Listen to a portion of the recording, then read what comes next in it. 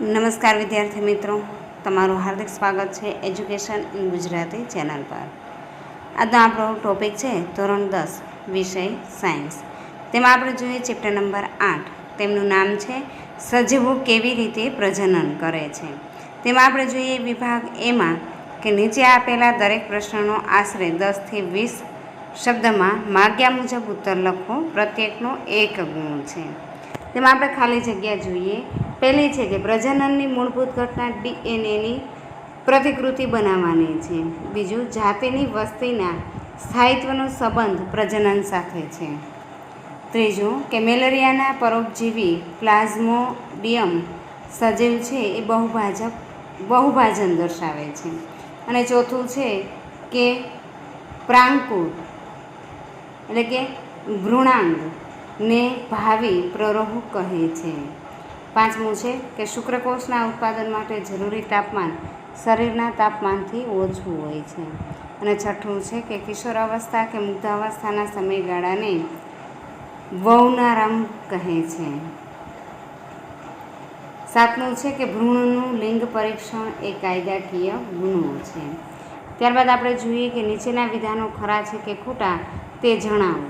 તેમાં આઠમું છે કે વસ્તીના જન્મદર અને મૃત્યુદર વડે તેનું કદ નક્કી થાય છે. એ વિધાન ખરું છે. નવમું છે પ્રોટેસ્ટ અને શુક્રાશયના સ્ત્રાવ એ શુક્રપિંડમાં ઠલવાય છે. એ વિધાન ખોટું છે. 10મું, માદા જન્યુકોષની સરખામણીએ નર જન્યુકોષ એ નાનો અને પ્રચલનશીલ હોય છે. એ વિધાન ખરું છે. 11મું, આ વૃત્ત બીજધારીમાં ફલન પછી અંડાશય એ ભ્રૂણમાં અને અંડક પરિપક્વ થઈ ફળમાં પરિણમે છે. એ ખોટું છે. ત્યારબાદ 12મું જોઈએ કે કાલા અઝાર રોગના રોગકારક લેશમાનિયા અવખંડન પદ્ધતિથી અલિંગી પ્રજનન કરે છે. એ વિધાન ખોટું છે. અને 13મું છે કે ડીએનએ એ પ્રતિકૃતિનું સર્જન એ કોષીય પ્રજનનનો ભાગ છે. એ વિધાન ખરું છે. ત્યારબાદ જોઈએ કે આપેલા બહુવિકલ્પી પ્રશ્નો માટે સાચા વિકલ્પનો ક્રમ અને ઉત્તર લખો. એમસીક્યુઝ છે. તેમાં આપણે જોઈએ 14મું છે કે રાઇઝોપસ નીચેના પૈકી કઈ પ્રજનનની પદ્ધતિ દર્શાવે છે. તેમાં જવાબ આવશે સી, બીજાણુ નિર્માણ. 15મું છે સિફિલિસ ગોનોરિયા માટે કયો વિકલ્પ સાચો છે. તેમાં જવાબ આવશે ડી, બેક્ટેરિયાજન્ય જાતીય સંક્રમિત રોગ. 16મું છે પુષ્પ માટે શું અસત્ય છે. તેમાં જવાબ આવશે બી, તે લિંગી તેમજ અલિંગી પ્રજનાંગ ધરાવે છે. 17મું છે પુનઃજનન અને પ્રજનન સમાન નથી, કારણ કે પ્રત્યેક સજીવના કોઈપણ ભાગને તોડી કે કાપીને સામાન્ય નવો જીવ ઉત્પન્ન કરી શકાતો નથી. અને 18મું છે કે સ્ત્રીમાં રજોધર્મ કેટલા દિવસે ચાલે છે. તો તેમાં જવાબ આવશે એ, 2 થી 8 દિવસ. ત્યારબાદ જોઈએ 19મું કે વિધાન એ ભિન્નતાના સર્જન માટે લિંગી પ્રજનન વધારે સાર્થક પદ્ધતિ છે. કારણ આર છે લિંગી પ્રજનનમાં બે ભિન્ન સજીવોમાંથી પ્રાપ્ત ડીએનએનું સંયોજન થતાં દરેક સંતતિમાં પિતૃપેઢી કરતાં ડીએનએ બમણું થાય છે. તેમાં વિધાન એ અને કારણ આર માટે કયો વિકલ્પ સાચો છે. તેમાં જવાબ આવશે એ, કે વિધાન એ અને કારણ આર બંને સાચા છે તથા કારણ આર એ વિધાન એની સાચી સમજૂતી છે. ત્યારબાદ જોઈએ વિકલ્પ 20મો કે વિધાન એ આપણા દેશમાં માદા નરલિંગ ગુણોત્તર તીવ્રતાથી ઘટી રહ્યું છે અને કારણ આર છે ગર્ભધારણ રોકવા માટે વિવિધ પદ્ધતિઓ ઉપલબ્ધ છે. તેમાં આપણે જોઈએ કે વિધાન એ અને કારણ આર માટે કયો વિકલ્પ સાચો છે. તેમાં જવાબ આવશે બી, કે વિધાન એ અને કારણ આર બંને સાચા છે અને કારણ આર એ વિધાન એની સાચી સમજૂતી નથી. ત્યારબાદ જોઈએ કે નીચેના પ્રશ્નોના માગ્યા મુજબ ઉત્તર આપો. તેમાં 21મું છે કે પૂર્ણ નામ આપો. AIDS એટલે કે એક્વાયર્ડ ઇમ્યુનોડેફિશિયન્સી સિન્ડ્રોમ. ત્યારબાદ જોઈએ 22મું કે જરાયુ કોને કહે છે. તો કે ગર્ભાશયમાં સ્થાપિત ગર્ભની માતાના રુધિરમાંથી એક રકાબી જેવી વિશિષ્ટ પેશી રચના દ્વારા પોષણ મળે છે. આ રચનાને જરાયુ કહે છે. અને 23મું છે અંકુરણ કોને કહે છે. તો કે બીજમાં ભાવિ વનસ્પતિ ભ્રૂણ સાનુકૂળ પરિસ્થિતિમાં નવા છોડમાં વિકાસ પામે આ ઘટનાને અંકુરણ કહે છે. 24મું છે શબ્દ સમજાવો. બીજાણુ. બીજાણુધાનીમાં ઉત્પન્ન થતા સૂક્ષ્મ પ્રજનન એકમો જે જાડા રક્ષણાત્મક આવરણથી આવરિત હોય છે તેને બીજાણુ કહે છે. 25મું છે હાઇડ્રો અને પાનકુટીમાં કલિકા ક્યાં સર્જન પામે છે? હાઇડ્રા એ શરીર સપાટી પર સર્જન પામે છે અને પાનકુટી એ પર્ણોની પર્ણ કિનારી પર સર્જન પામે છે. અને 26મું છે માનવના શુક્રપિંડનું કાર્ય શું છે? તો કે માનવના શુક્રપિંડનું કાર્ય શુક્રકોષોનું ઉત્પાદન, ટેસ્ટોરેનનો સ્ત્રાવ. ત્યારબાદ જોઈએ કે 27મું વ્યાખ્યા આપો. એમાં આપણે જોઈએ તરુણાવસ્થા. તો કે મનુષ્યમાં જે વયે પ્રજનન અંગો કાર્યરત થાય છે તેમજ છોકરા અને છોકરી પ્રજનન માટે પરિપક્વ થાય છે તેને તરુણ અવસ્થા કહે છે. ત્યારબાદનું છે જોડકા જોડો. તેમાં જોઈએ કે વિભાગ એ અને વિભાગ બી. વિભાગ એમાં પહેલું છે પ્લેનેરિયા. તેમાં જવાબ આવશે એસ પુનર્જનન. બીજું છે બટાટા. તેમાં આવશે વાનસ્પતિક પ્રજનન. સ્પાઇરોગાયરા. તેમાં જવાબ આવશે પી અવખંડન. અને ઈસ્ટ. તેમાં જવાબ આવશે ક્યુ કલિકા સર્જન. ત્યારબાદ જોઈએ 29મું. પહેલું છે 2 થી 8 દિવસ. તેમાં જવાબ આવશે સ્ત્રીમાં માસિક સ્રાવ લગભગ 1 દિવસ. તેમાં આવશે અફલિત અંડકોષનું આયુષ્ય અને લગભગ 9 માસ. તેમાં આવશે સ્ત્રીના ગર્ભાશયમાં ગર્ભનો વિકાસ. અને ચોથું છે 10 થી 12 વર્ષની ઉંમરે. તેમાં જવાબ આવશે છોકરીઓમાં તરુણાવસ્થા. ત્યારબાદ આપણે જોઈએ 30મું કે મને ઓળખો. હું ચોક્કસ જાતિમાં પેઢી દર પેઢી રંગસૂત્રોની નિશ્ચિત સંખ્યા જાળવી રાખવામાં મદદરૂપ એટલે કે અગત્યનું કોષ વિભાજન છું. તેમાં આવશે અર્ધસૂત્ર વિભાજન. 31મું છે ઋતુસ્રાવ સંબંધિત આપેલી ઘટનાઓને સાચા ક્રમમાં ગોઠવો. તેમાં આવશે પી, એસ, આર, ટી અને ક્યુ.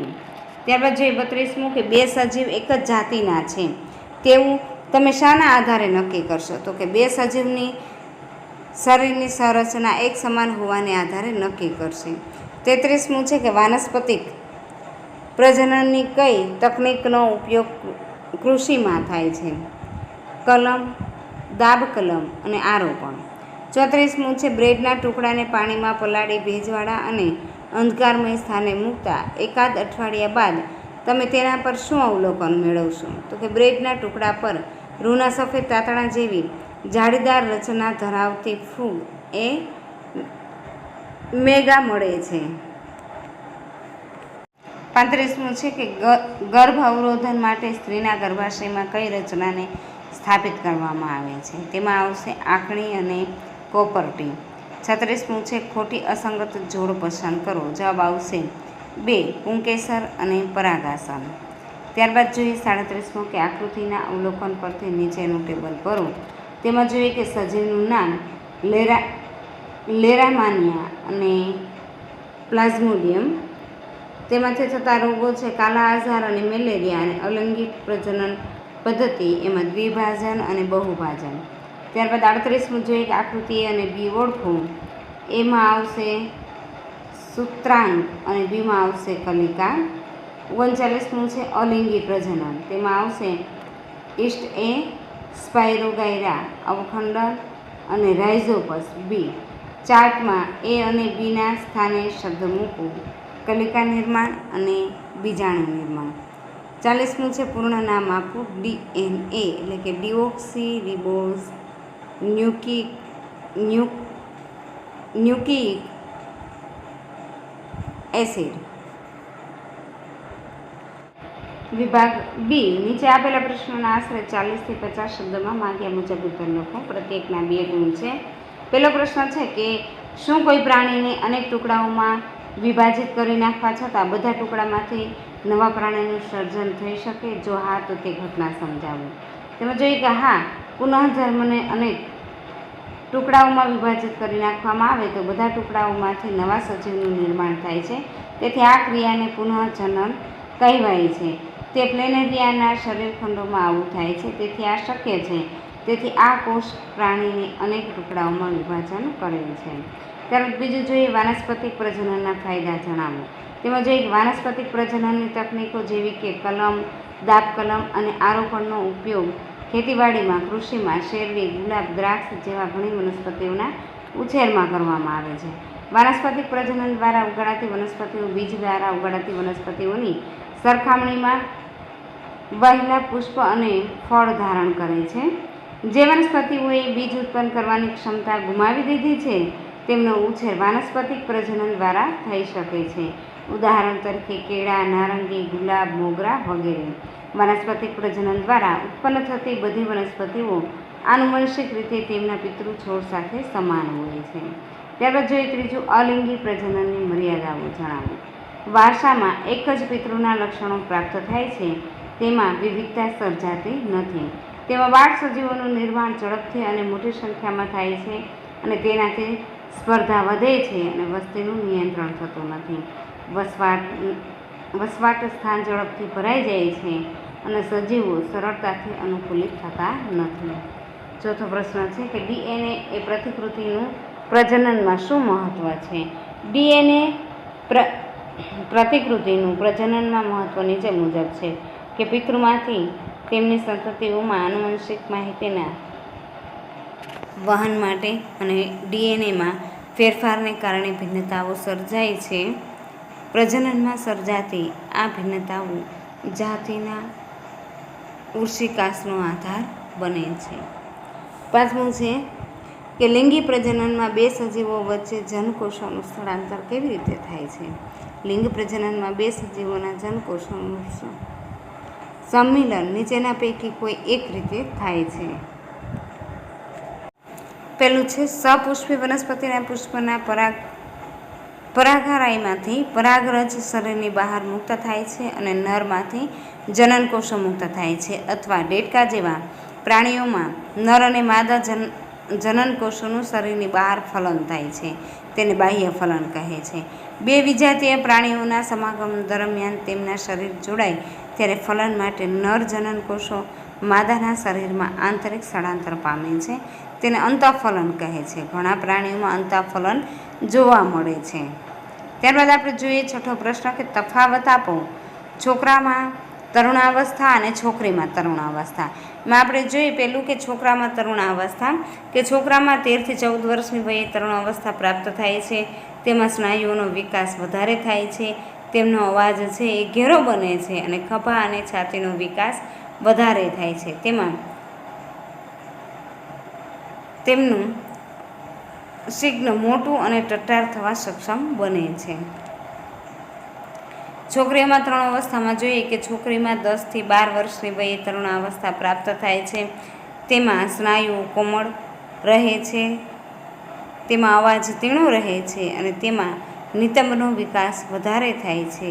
તેમાં સ્તનગ્રંથિ, યોનિમાર્ગ અને ગર્ભાશયનો વિકાસ થાય છે. ત્યારબાદ જોઈએ બીજું અલિંગી પ્રજનન અને લિંગી પ્રજનન. અલિંગી પ્રજનનમાં આપણે જોઈએ કે આ પ્રજનનમાં એક જ સજીવના શરીરના કોઈ દૈહિક ભાગ દ્વારા નવા સજીવનું સર્જન થાય છે.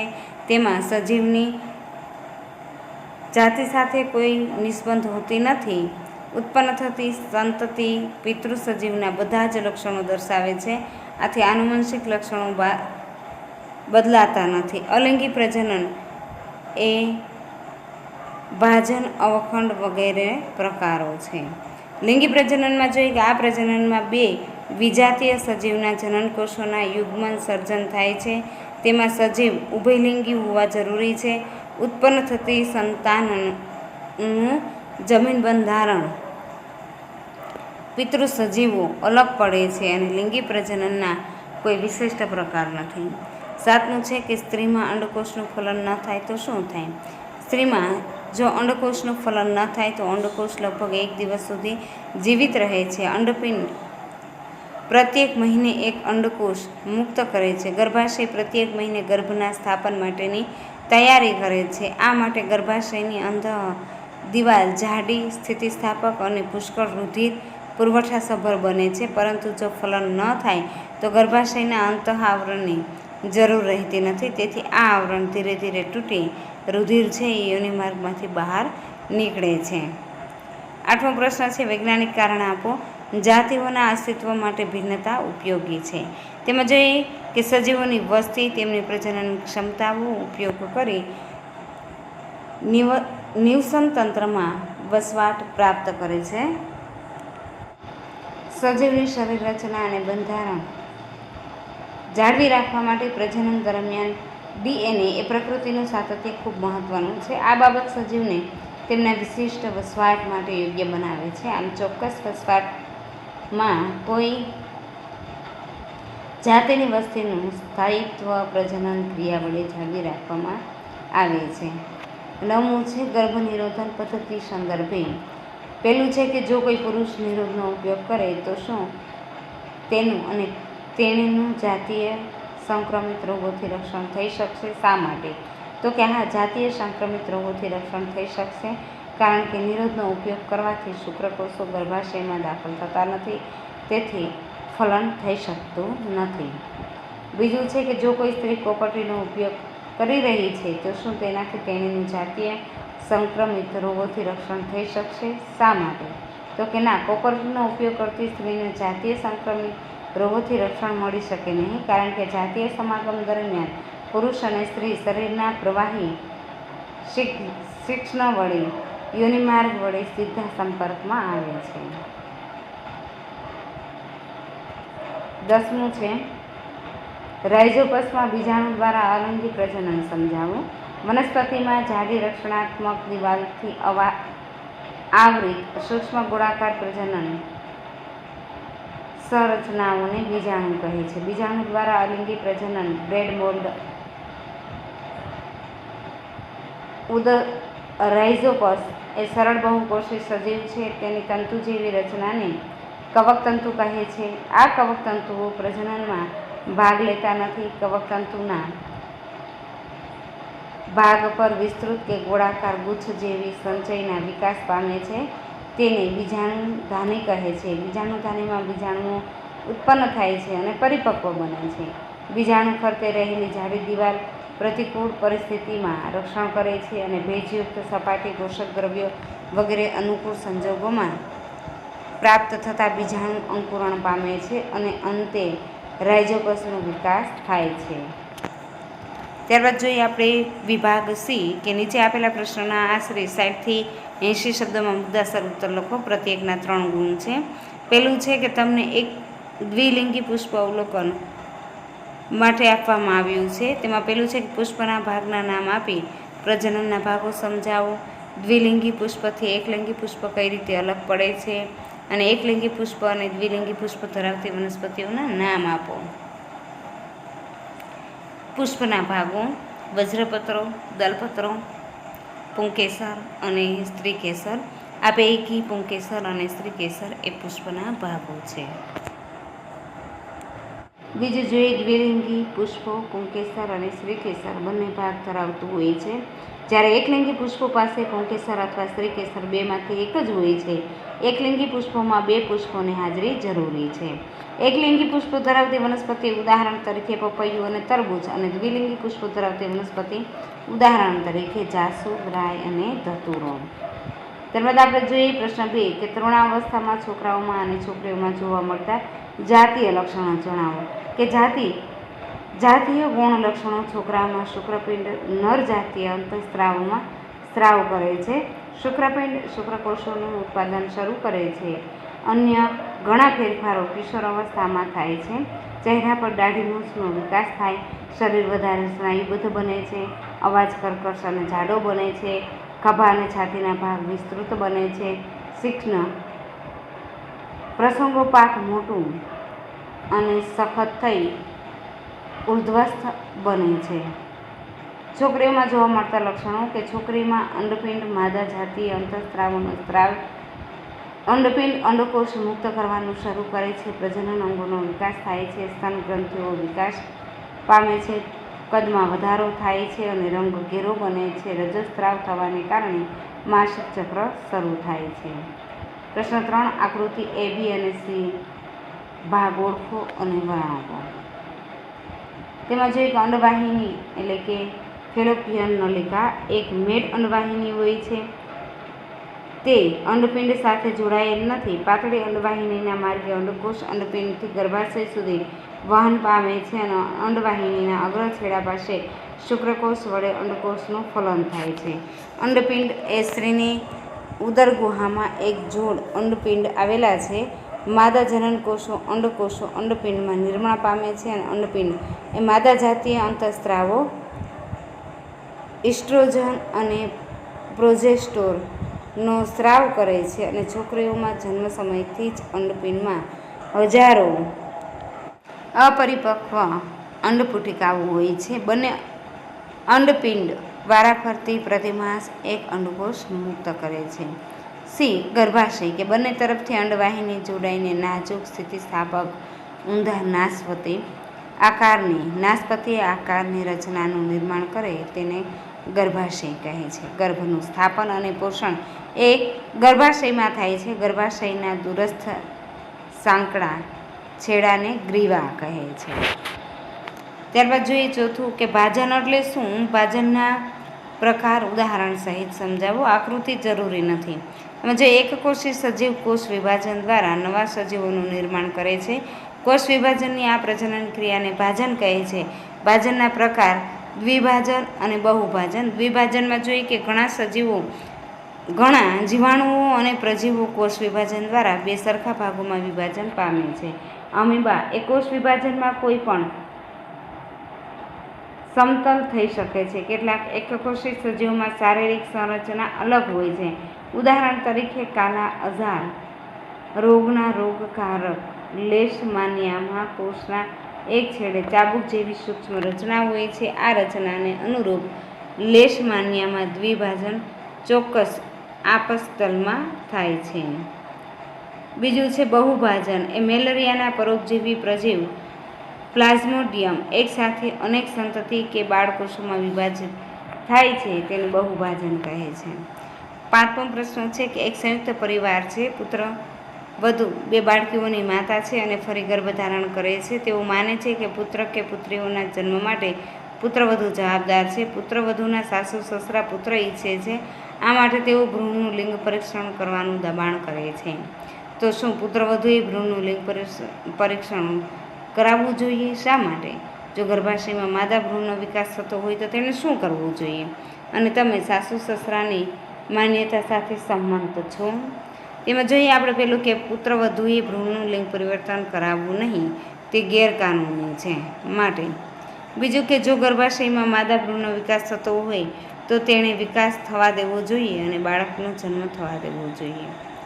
ત્રીજું છે કે અમે સાસુ સસરાની માન્યતા સાથે સહેજ પણ સંમત નથી. ત્યારબાદ જોઈએ વિભાગ ડી કે નીચે આપેલા પ્રશ્નોના આશરે 90 થી 120 શબ્દમાં માગ્યા મુજબ સવિસ્તર ઉત્તર લખો. પ્રત્યેકના 4 ગુણ છે. એમાં પહેલું છે સપુષ્પી વનસ્પતિઓમાં લિંગી પ્રજનનમાં વિવિધ ઘટનાઓ જોવા મળે છે. પહેલું છે કે પરાગનયન એટલે શું? તેના પ્રકાર જણાવો. બીજું છે પુષ્પમાં યુગ્મજનું નિર્માણ થવાની ક્રિયા લખો. અને ત્રીજું છે કે ફલન પછી બીજ કેવી રીતે વિકાસ પામે છે તે જણાવો. એમાં પહેલું છે કે પરાગનયન એટલે શું? તો કે પરાગનયન પુંકેસરના પરાગશયમાંથી પરાગરજની તેજ પુષ્પના કે અન્ય પુષ્પના શ્રીકેસરના પરાગાસન સુધી સ્થળાંતર થવાની ક્રિયાને પરાગનયન કહે છે. પરાગનયન એ 2 વિભાગમાં વર્ગીકૃત છે. પરાગનયન તેમાં જોઈએ પરાગરજનું સ્થળાંતર એક જ પુષ્પમાં થાય છે. પરપરાગનયન પરાગરજનું સ્થળાંતર એક પુષ્પમાંથી બીજા પુષ્પમાં થાય છે. પરપરાગનયનમાં પવન, પાણી કે પ્રાણીઓ જેવા પરાગવાહકો ભાગ લે છે. યુગ્મજનું નિર્માણ તો પરાગરજ પરાગાસન પર સ્થાપિત થાય છે. પરાગરજ અંકુરણ પામી પરાગનલિકાનું નિર્માણ કરે છે. પરાગનલિકા પરાડા વાહિનીમાં લંબાઈને અંડક સુધી પહોંચે છે. પરાગરજ દ્વારા ઉત્પન્ન થતો નરજન્ય કે પુંજજન્ય પરાગ નલિકામાં પસાર થઈ અંડકમાં હાજર રહેલ માદાજન્ય અંડકોષ સાથે જોડાય છે. ફલનની પ્રક્રિયાને પરિણામે ફલિતાંડનું નિર્માણ થાય છે. ફલિતાંડ એ નવા છોડમાં વિકાસ પામવાની ક્ષમતા ધરાવે છે. ફલન પછી અંડકમાં યુગ્મજ અનેક વિભાજન પામી ભ્રૂણનું નિર્માણ કરે છે અને અંડકની ફરતે સખત આવરણ વિકાસ પામે છે અને અંડક ક્રમશઃ બીજમાં પરિવર્તન થાય છે.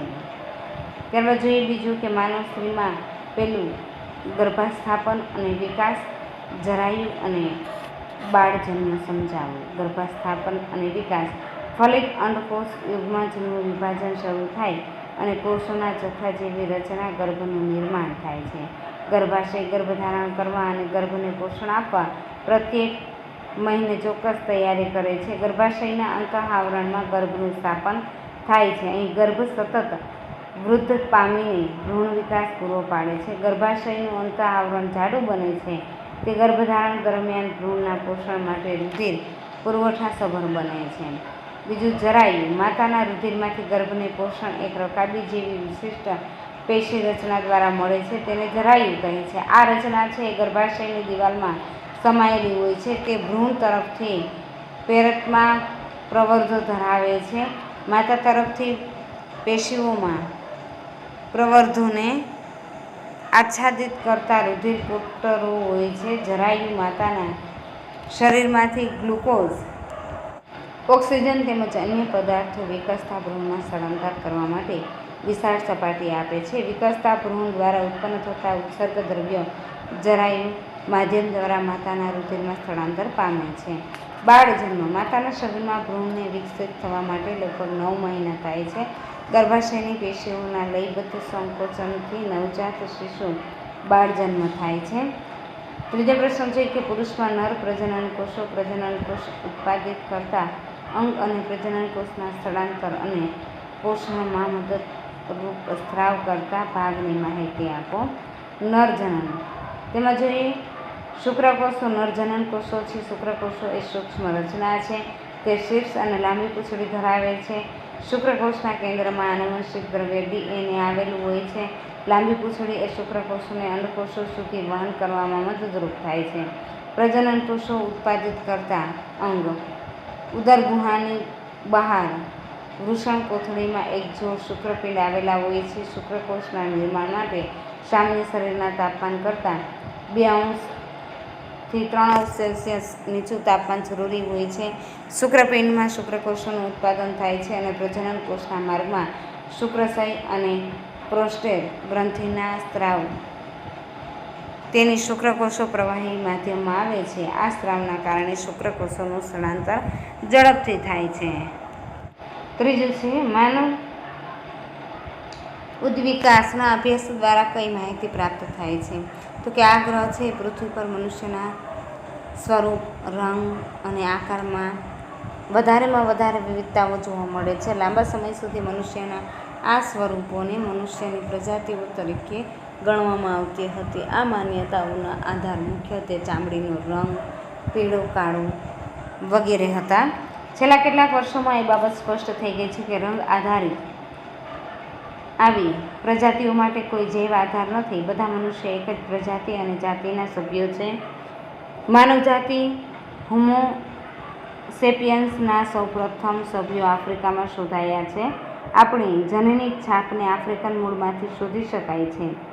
સેંકડો હજારો વર્ષો અગાઉ માનવીના કેટલાક પૂર્વજો આફ્રિકામાં જ રહ્યા અને કેટલાકે આફ્રિકા છોડી ધીમે ધીમે પશ્ચિમ એશિયા, મધ્ય એશિયા, દક્ષિણ એશિયા અને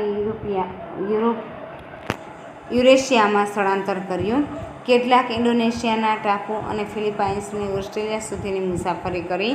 તેઓ બેરિંગ લેન્ડ પુલને પસાર કરી અમેરિકા પહોંચ્યા હતા. આમ પૃથ્વી પર માનવ સમૂહમાં સ્થળાંતર કરી ફેલાતા રહ્યા, કારણ કે તેઓ માત્ર યાત્રા કરવાના હેતુથી મુસાફરી કરતા ન હતા. ભિન્ન સમૂહમાં આગળ પાછળ થતાં કેટલીક વાર સમૂહો નારા પણ પામ્યા હતા. કેટલીક વાર એકબીજાથી છૂટા પડ્યા અને આવી એકબીજા સાથે ભળી ગયા અને કેટલાક પૂર્વજો આફ્રિકાથી બહાર અને અંદર પણ સ્થળાંતર કરતા રહ્યા. આમ અન્ય જીવંત સજીવોની જાતિઓને જે મનુષ્યની ઉત્પત્તિ જૈવ ઉદ્વિકાસની આકસ્મિક ઘટના છે.